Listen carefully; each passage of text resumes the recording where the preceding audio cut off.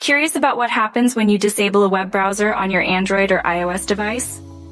Let's dive in and find out. When you disable a browser on your device, it will be removed as the default app for opening web links. This means you'll need to choose another browser for web browsing.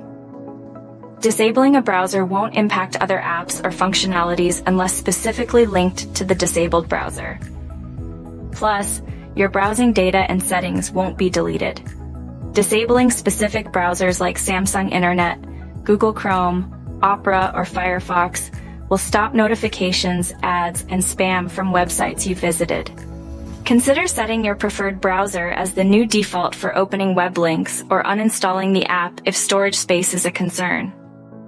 Disabling a browser primarily affects its default app status, but alternative solutions like changing the default browser or uninstalling the app might be more suitable depending on your specific needs. Got any questions? Let us know in the comments below.